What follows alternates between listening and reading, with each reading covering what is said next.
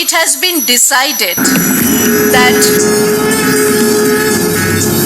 Shri V.D. Satishan be appointed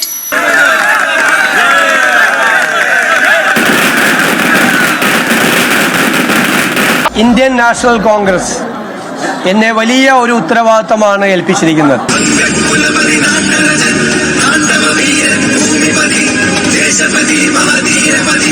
ഒടുക്കം നമുക്ക് രണ്ടുപേർക്കും കിട്ടിയില്ലല്ലേ.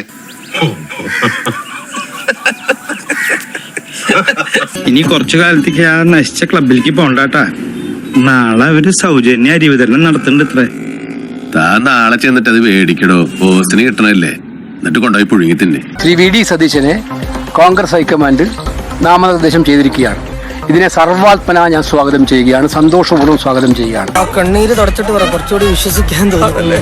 അപ്പൊ ആ ജനങ്ങളുടെ പ്രതീക്ഷകൾക്കനുസരിച്ച് ആ സർക്കാർ നയിക്കുന്ന മുഖ്യമന്ത്രിക്കും ഗവൺമെന്റിനും മുന്നോട്ടുള്ള പ്രവർത്തനങ്ങൾക്ക് എല്ലാവിധ പിന്തുണയും വാഗ്ദാനം ചെയ്യുന്നു. ആണോ? വളരെ നന്നായി സുശീല, വളരെ നന്നായി.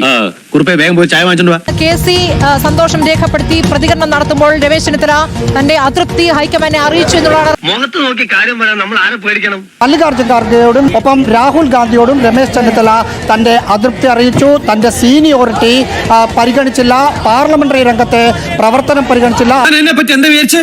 നിങ്ങൾക്കൊരു സത്യം അറിയോ? ഞാൻ ഒരു വലിയ സംഭവം. കോൺഗ്രസ് നിയമസഭാ കക്ഷി യോഗത്തിൽ അദ്ദേഹം പങ്കെടുക്കുന്നില്ല. നേതാക്കളെ കാണാനോ സംസാരിക്കാനോ തയ്യാറാകാതെ രമേശ് ചെന്നിത്തല. ചതി, കളവ്, വഞ്ചന, തെമ്മാടിത്തം ഇതൊന്നും കുഞ്ഞുട്ടന്റെ കയ്യിലില്ല.